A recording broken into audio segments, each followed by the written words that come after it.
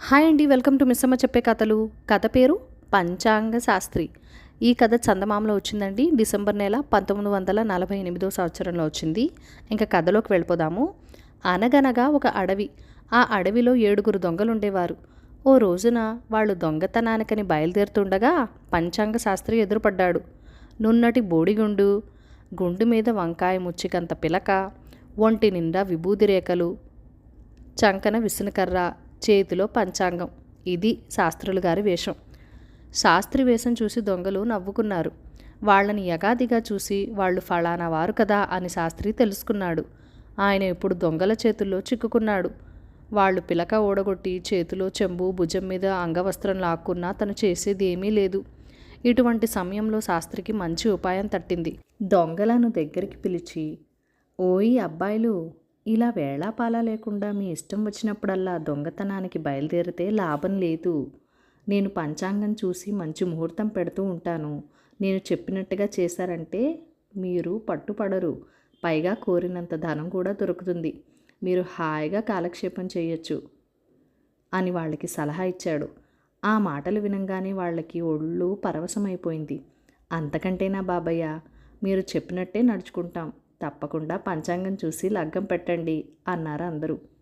ఆనాటి నుంచి పంచాంగ శాస్త్రి ముహూర్తం పెడుతూ ఉండేవారు. ఆ ప్రకారమే దొంగలు కన్నాలు వేస్తూ చాలా ధనం సంపాదించుకుంటున్నారు.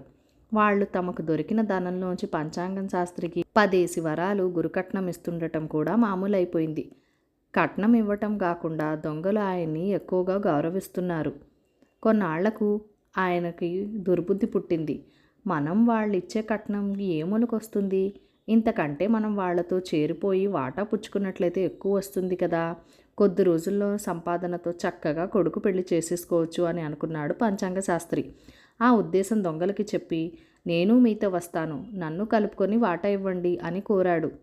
ఎంత మాట అన్నారు బాబయ్య, మీకు ఈ కష్టాలు వద్దు, మీరు ఈ కష్టాలు పడలేరు.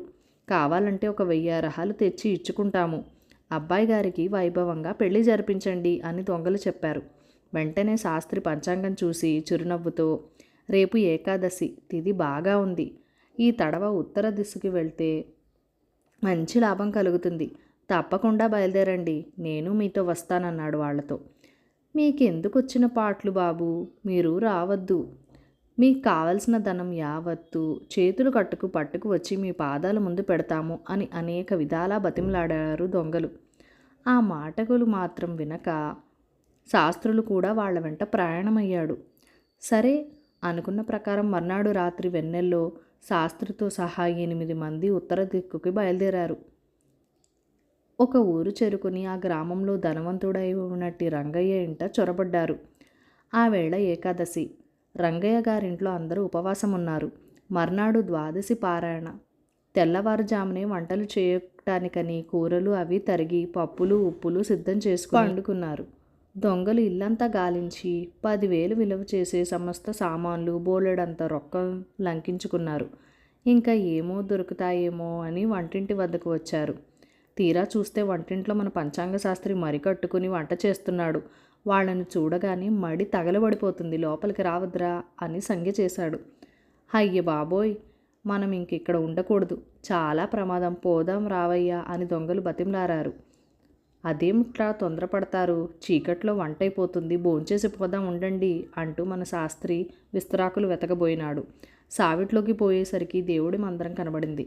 ఇంతా చేసి దేవుడికి నివేదన చేయకుండా భోజనం ఏమిటి, పాపం కూడా చుట్టుకుంటుంది అనుకున్నాడు శాస్త్రి. యథావిధిగా దేవార్చన ప్రారంభించి గణగణగణ గంట మోగించేసరికి ఒక్క మాటతో ఇంట్లో వాళ్ళందరూ గభీమని లేచారు. అందరినీ పంచాంగం శాస్త్రి కంగారుతో చూస్తున్నాడు. నువ్వెవరు అని రంగయ్య గారు అడిగేసరికి తను వచ్చిన సందర్భం యావత్తూ పూసగుచ్చినట్లు చెప్పేశాడు శాస్త్రి. హోయ్ పిచ్చి బ్రాహ్మడా, ఎంత పని చేశావు అని రంగయ్య గారు శాస్త్రి మీద జాలి తలిచి 10 వరహాలు ఇచ్చి పంపాడు. పారిపోవటానికి వీల్లేక దొంగలు పట్టుబడిపోయారు. వాళ్ళని జైల్లో వేయించారు. దాంతో మన పంచాంగ శాస్త్రులకి దొంగలకి జట్టు విడిపోయింది. కథ సమాప్తం. ఈ కథ మీకు నచ్చినట్లయితే కనుక లైక్ చేయండి, షేర్ చేయండి, మన ఛానల్కి సబ్స్క్రైబ్ చేసుకుని మీ సపోర్ట్ ఇవ్వండి. మీ అమూల్యమైన ఫీడ్బ్యాక్ నాతో కామెంట్ సెక్షన్లో షేర్ చేసేయండి. Thank you for watching. Bye bye.